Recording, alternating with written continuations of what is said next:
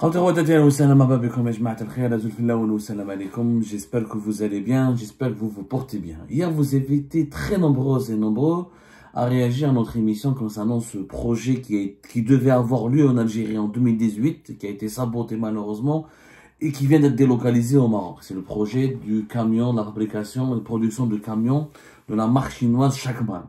On vous a expliqué hier que les Chinois devaient faire ce projet en Algérie depuis 2018. Ils avaient un partenariat avec un groupe privé algérien, Mazouz Trade, le groupe d'Ahmed Mazouz, le milliardaire algérien déchu qui a été emprisonné en juillet 2019 et qui a été condamné à plusieurs années de prison ferme dans le cadre du démantèlement des groupes privés, des oligarques ou des hommes d'affaires liés au régime de Bouteflika. Le projet n'a pas eu lieu. Chaque mois, les Chinois ont essayé de trouver un nouveau partenaire. Ils n'ont pas pu identifier un nouveau partenaire. Ils étaient obligés donc de prendre le bagage, même si officiellement ils ont créé une société avec un partenaire algérien, mais pour le moment, il s'agit juste depuis juillet 2024 que de la commercialisation de leurs camions. Alors qu'auparavant, ils avaient des projets industriels et au Maroc, à Casablanca, ils ont inauguré une usine pour fabriquer des camions. C'était un symbole que dont nous avons évoqué hier, de ce départ des investisseurs chinois qui se détournent de plus en plus de l'Algérie pour aller vers nos concurrents. Faut dire la vérité, c'est pas une bonne nouvelle. C'est pas une bonne nouvelle pour un pays qui devait devait abriter un projet économique important, comme la production de camions, toute usine, avec des créations d'emplois, avec des perspectives économiques et industrielles, avec une diversification de nos exportations, avec une réduction de nos dépendances vis-à-vis des importations. C'est pas une bonne nouvelle pour n'importe quel pays de voir un investisseur chinois qui plus est. La Chine fait partie des 5 ou 3 plus gros investisseurs dans le monde. Je rappelle, c'est pas n'importe quoi, donc c'est pas du tout une bonne nouvelle pour un pays de voir des investisseurs étrangers le quittent pour un autre pays qui sont voisins, qui sont concurrents. Le Maroc est notre concurrent. C'est un concurrent, faut dire la vérité. Nous sommes en concurrence sur les marchés internationaux pour le développement de certaines filières industrielles, pour le développement de certaines filières économiques. Le problème, c'est que là, les Chinois, qui étaient nos amis traditionnels, nos amis historiques, qui étaient notre partenaire privilégié durant les années Bouteflika, la Chine et l'Algérie étaient quelque chose de très important. Enfin, il y avait une relation spéciale, historique, on en a déjà parlé, c'est pas la peine de revenir là-dessus. Entre l'Algérie et la Chine, depuis les années 70, l'Algérie a été une grande amie à la Chine a été la grande amie de l'Algérie elle a beaucoup œuvré pour que la Chine revienne dans le Conseil de sécurité de l'ONU au niveau de l'ONU, alors que c'était Taïwan auparavant. Les années 70, les années 80, il y avait des relations particulières. Et l'Algérie avait toujours une bonne image en Chine. Ce n'est plus le cas aujourd'hui, puisque les Chinois se détournent de plus en plus de notre pays pour aller vers des concurrents, des pays voisins comme le Maroc ou d'autres pays comme l'Égypte. Symbole de ce rapprochement de plus en plus important de la Chine, de ce choix, de ce repositionnement chinois. Auparavant, durant les années Bouteflika, entre notamment début des années 2000 jusqu'à 2018-2017, l'Algérie était la cible privilégiée et la plateforme régionale de tous les investissements chinois ou de toutes les décisions économiques importantes de la Chine en direction de l'Afrique du Nord. Aujourd'hui, ce n'est pas le cas. Après les camions Shakman, un autre exemple, il y a une compagnie aérienne chinoise, une importante compagnie aérienne chinoise, qui s'appelle Shanghai Airlines, qui a inauguré une première ligne, sa deuxième ligne avec l'Afrique, après avoir fait une ligne aérienne directe entre Shanghai et Le Caire en Égypte. La deuxième ligne importante pour cette compagnie chinoise extrêmement importante, la Shanghai Airlines, qui travaille essentiellement pour desservir à Shanghai avec d'autres villes mondiales, ça sera Casablanca au Maroc. Ça sera pas Alger. C'est quand même un peu bizarre. Il y a eu toutes les autorisations, il y a eu des négociations, toutes les autorisations nécessaires ont été négociées, etc. Il y aura une ligne donc qui fera Shanghai-Casablanca via Marseille. C'est la deuxième ligne après celle qui a été inaugurée en décembre 2024, qui a relié Le Caire à Shanghai. Le Caire, Casablanca, mais pas Alger. C'est bizarre alors que nous avons toujours été de 2000, notamment durant les années 2010 à 2017, 18, les premiers partenaires politiques et commerciaux et économiques de la Chine en Afrique du Nord, et même sur le continent africain. Aujourd'hui, on voit des investissements chinois, des ouvertures de la Chine, des engagements importants économiques et politiques de la Chine, qui sont orientés vers d'autres pays, qui sont nos concurrents, comme le Maroc et l'Égypte. Et pour l'Algérie, rien n'est fait. Pourquoi il n'y a pas eu une ligne aérienne Shanghai-Alger? Pourquoi cette compagnie aérienne chinoise n'a pas choisi l'Algérie, elle a préféré le Caire et Casablanca? On devrait se poser des questions. On devrait se poser des questions.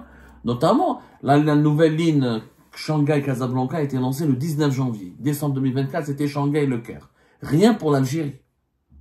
Il y a eu une succession d'événements et de prises de position chinoises qui, pour moi en tout cas, et je ne suis pas le seul, beaucoup d'observateurs, d'experts algériens, de journalistes et de commentateurs d'actualité algérienne, et même de certains anciens hauts responsables de l'Algérie, ou d'actuels hauts responsables, ou des sources même proches du gouvernement, de l'actuel gouvernement, ou de l'actuel pouvoir algérien, commencent à s'inquiéter face à cette nouvelle attitude chinoise qui se détourne. La Chine se détourne de plus en plus de l'Algérie pour aller vers nos concurrents.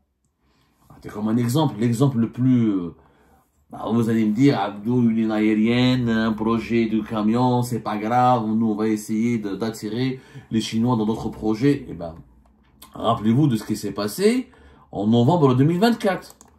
Le 21 novembre 2024, quand le président chinois, on parle quand même de Xi Jinping, l'un des hommes les plus puissants du monde, pour ne pas dire le deuxième homme le plus puissant du monde, avec le président des États-Unis d'Amérique.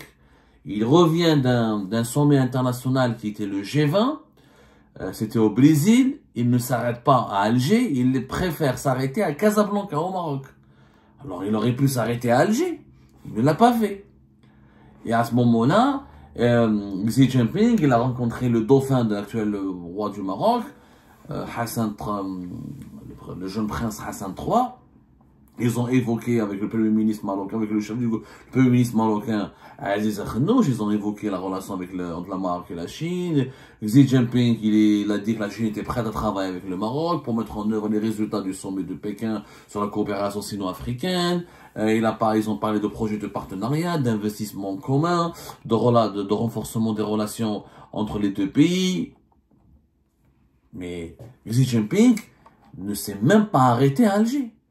Or, le premier partenaire politique et le premier partenaire économique a été pendant cette dernière décennie, jusqu'à la chute du régime de Bouteflika, a été l'Algérie. C'était pas le Maroc. Il y a d'autres détails qui sont pour moi troublants. Quand je dis troublants, je parle pas par jalousie ou par envie, mais je m'inquiète. La Chine n'est pas n'importe quoi. La Chine, c'est une puissance mondiale. La Chine, elle a promis d'investir 45 milliards d'euros d'investissement en Afrique dans les années à venir. Les échanges commerciaux entre l'Afrique et la Chine, c'est plus de 152 millions d'euros. C'est l'un des premiers investissements dans la planète. En 2021, par exemple, la Chine a attiré 133 milliards de dollars d'investissement, mais elle était l'un des plus grands pourvoyeurs d'investissements à travers le monde. C'est quand même pas n'importe quoi. C'est quasiment la première puissance économique dans le monde. C'est des exportations importantes, du savoir-faire, de la technologie, des inventions, c'est une puissance qui compte, la Chine. C'est pas la France. Quand la France a le recul en Algérie, malish, la France, malgré tout, c'est pas les États-Unis, c'est pas la Chine, c'est une puissance mondiale, mais elle n'est pas dans le top 3 des puissances universelles. La Chine, c'est dans le top 3 des puissances universelles. Et la Chine nous a toujours aidés. On avait de très bonnes relations. Ils ont pris des marchés très très importants, c'est vrai, mais n'oublions pas qu'il y a eu un transfert de technologie, un transfert de savoir-faire, les infrastructures, ils nous ont fait des prix, ils nous ont offert des cadeaux, qui mal opéra de Ouled Fayed, ils nous ont soutenus politiquement, il y a eu des accords de coopération sécuritaire, il y a une proximité politique importante. Pour l'Algérie, la Chine a toujours été plus qu'un partenaire, je dirais même un parrain. Bouteflika, à son époque, il a transformé les relations sino-algériennes en une relation stratégique. La Chine protégeait l'Algérie, elle appuyait ses positions politiques. Quand l'Algérie avait un problème avec les pays occidentaux, la Chine, elle nous soutenait. La Chine, elle nous envoyait des médecins gratuitement. La Chine, elle nous offrait une priorité lorsqu'il s'agissait d'importer des produits de première nécessité, de la formation, de l'accompagnement, sur le plan sécuritaire, comme sur le plan économique. C'était un grand soutien pour nous, la Chine. Elle était énormément impliquée dans le développement du pays à travers tous les domaines. À l'époque de Bouteflika, on voulait même, on avait de beaux projets. La Chine voulait offrir un grand centre culturel pour la jeunesse algérienne. Elle voulait participer à offrir des stades pour l'Algérie. Il était question d'ouvrir un institut culturel chinois en Algérie, de renforcer les liaisons aériennes entre l'Algérie et la Chine. Tout cela s'est arrêté. Aujourd'hui, quelle est la place de la Chine en Algérie? Rien. Mais il y a des déclarations. L'ambassadeur, le 16 janvier dernier, l'ambassadeur chinois en Algérie, M. Deng Guangli, il a exprimé la solidarité de l'Algérie et de la Chine avec l'Algérie. Oui, mais concrètement, quels sont les nouveaux projets chinois? Il y a Sinopec, une compagnie chinoise pétrolière qui essaie de se positionner dans des projets pétrochimiques et pétroliers en Algérie, mais rien de nouveau, rien d'exceptionnel. Les grandes entreprises chinoises ne sont plus aussi présentes en Algérie. Les ambitions chinoises pour l'Algérie ont totalement disparu. Alors qu'au Maroc, il y a un dynamisme qui est là, qui est présent. Je vous donne un exemple. Les voitures électriques chinoises, il y a d'importants projets pour commencer à les fabriquer, à les assembler localement. Et avant de parler d'assemblage, le Maroc, il a ouvert son territoire aux marques chinoises. Au moment où on ne peut pas importer des voitures en Algérie, il y a des grands fabricants de véhicules électriques chinois qui se sont installés en 2 ans en Chine, au Maroc, entre 2022 et 2024. Il y a par exemple Bouygues, Geely, Changan, Chery, GWM. 6 marques d'automobiles chinoises se sont installées au Maroc en 2 ans, entre 2022 et 2024. Et comme par hasard, pour le moment, ces Chinois vont juste commercialiser et exporter leurs voitures vers le Maroc. Mais en attendant, il y a des projets importants. Il y a des investissements qui sont consentis par des groupes chinois depuis 2022, des discussions pour que les Chinois commencent à fabriquer des voitures ou des batteries électriques sur le territoire marocain pour pouvoir les exporter ensuite vers le marché européen. Il y a par exemple le chinois XEV qui va vouloir fabriquer ou assembler, il a négocié avec le Maroc le projet d'installation d'une usine d'assemblage du véhicule électrique Yoyo. Pourquoi pas en Algérie? Mais je ferme. Il y a quand même, il n'y a pas que dans le véhicule électrique, hein. Il y a récemment, par exemple, en octobre 2024, une entreprise chinoise de fer qui s'appelle Shanghai Guan Bridge, et une entreprise allemande ont remporté des contrats pour fournir des composants clés qui permettront l'expansion du réseau ferroviaire au Maroc. Il y a par exemple la China Railway Design qui a décidé d'ouvrir ses bureaux au Maroc. Il y a eu des accords pour 6,4 milliards de dollars pour construire une grande usine de batteries électriques, de voitures électriques, des batteries pour voitures électriques au Maroc. Ça a été signé en 2023, entre 2023 et 2022. De plus en plus d'entreprises chinoises sont en train de s'intéresser au marché marocain. Comme ils s'intéressent beaucoup à l'Égypte ou là au Nigeria, mais très peu à l'Algérie. Là, selon les dernières études qui ont été faites par des cabinets internationaux, l'Afrique du Sud, l'Égypte et le Maroc sont devenus les pays les plus attractifs pour les investissements chinois. Mais pas l'Algérie. Donc, ce que je remarque, on a des vis de Xi Jinping ne s'arrête pas à Alger, il préfère Casablanca. Une compagnie aérienne chinoise préfère Casablanca à Alger. Les fabricants de voitures électriques chinois préfèrent le Maroc à l'Algérie. Les investissements chinois préfèrent l'Afrique du Sud. Ces 2-3 dernières années, les investisseurs chinois, les investissements chinois préfèrent davantage l'Égypte, l'Afrique du Sud et le Maroc à l'Algérie. Moi, ça m'inquiète. Je pense qu'il faut tirer la sonnette d'alarme. C'est pas normal. Je vois que les relations de régime Tebboune sont excellentes avec la Turquie. La Turquie, c'est bien, mais c'est pas incontournable. C'est pas la Chine. La priorité, c'est d'avoir d'excellentes relations et de partenariats pragmatiques avec les vraies grandes puissances. Les vraies grandes puissances, c'est les États-Unis d'Amérique, c'est l'Allemagne, c'est le Japon, c'est la Chine. C'est pas la Turquie. Moi, je respecte beaucoup la Turquie pour ses performances, etc. Mais ça reste un pays de taille modeste, d'une puissance modeste par rapport à la Chine. Les vrais pourvoyeurs d'investissement dans le monde, c'est les Chinois. C'est pas les Turcs. C'est pas la Turquie qui va investir 45 milliards de dollars sur le continent africain. Qu'est-ce que nous, on va gagner? Qu'est-ce qu'on va attirer comme ces investissements chinois? Je vous rappelle que Abdelmajid Tebboune, en 2023, il nous a annoncé que la Chine devrait investir, c'était en juillet 2023, 36 milliards de dollars en Algérie. Où sont partis ces 36 milliards de dollars? 36 milliards de dollars en Algérie. D'investissements chinois qui devaient avoir lieu depuis juillet 2023. Nous sommes en janvier 2025, fin janvier 2025, on n'a rien vu. Je vois pas les entreprises chinoises qui défilent à Alger. Il n'y a pas des signatures, il n'y a pas des expositions, il n'y a pas des déclarations enthousiastes, il n'y a même pas le développement de nouvelles liaisons aériennes. Mais tout cela, on le voit au Maroc. Moi, ça m'inquiète. Et ça m'inquiète légitimement. Parce que la Chine, encore une fois, c'est une centaine de milliards de dollars d'investissement à travers le monde et des échanges économiques avec le continent africain. Donc, qu'est-ce qui se passe avec la Chine? Qu'est-ce qui se passe avec la Chine? J'aimerais bien comprendre qu'est-ce qui se passe avec la Chine. J'aimerais bien qu'on réponde à cette question. J'aimerais bien qu'on détermine les raisons du malaise. Je sens un malaise. Je le sens, mais franchement, je sens un détournement de l'attention chinoise vers d'autres pays concurrents à nous, qui sont notamment le Maroc et l'Égypte en Afrique du Nord, et l'Afrique du Sud, le Nigeria et l'Angola dans l'Afrique subsaharienne et l'Afrique australe. L'Algérie n'est plus un pays stratégique aux yeux de la Chine. Et ça, c'est inquiétant.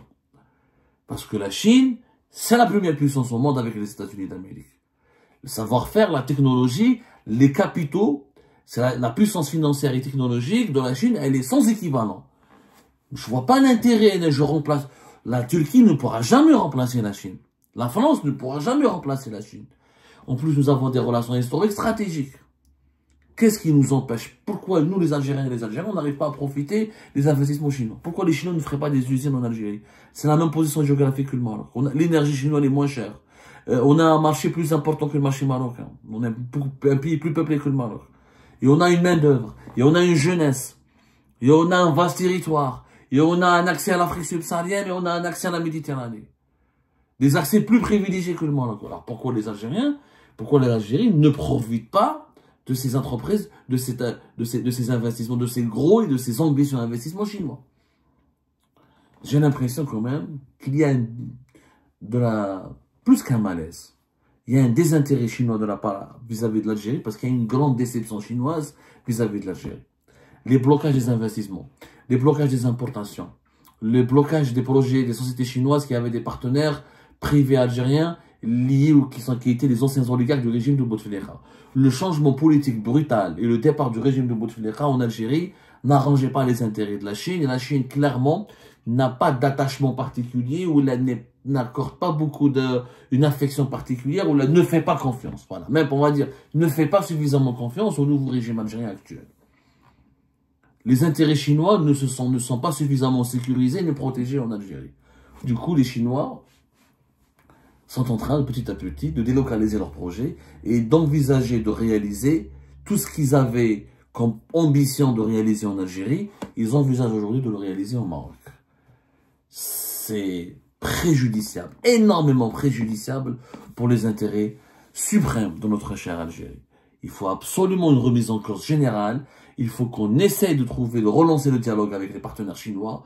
Il faut qu'on retrouve nos habitudes de lobbying qu'on avait à l'époque du régime de Bouteflika à Pékin ou à Shanghai ou à Guangzhou dans les grandes métropoles chinoises. On avait des véritables forces de lobbying que nous avons totalement perdues. Parce que le régime actuel n'inspire pas confiance à la Chine. Il a même développé une politique anti-chinoise parce qu'il préfère aujourd'hui visiblement la Turquie. On en parlera de ce virage turc du régime Tebboune. C'est pas parce que les Chinois étaient les amis de Bouteflika qu'ils ne devraient pas rester les amis de l'Algérie. Et Bouteflika n'avait pas tort à construire des amitiés solides avec les entreprises chinoises et avec les Chinois, parce que les Chinois, encore une fois, les capitaux, ont la puissance militaire, la puissance financière et technologique qui est nécessaire pour le développement d'un pays comme l'Algérie.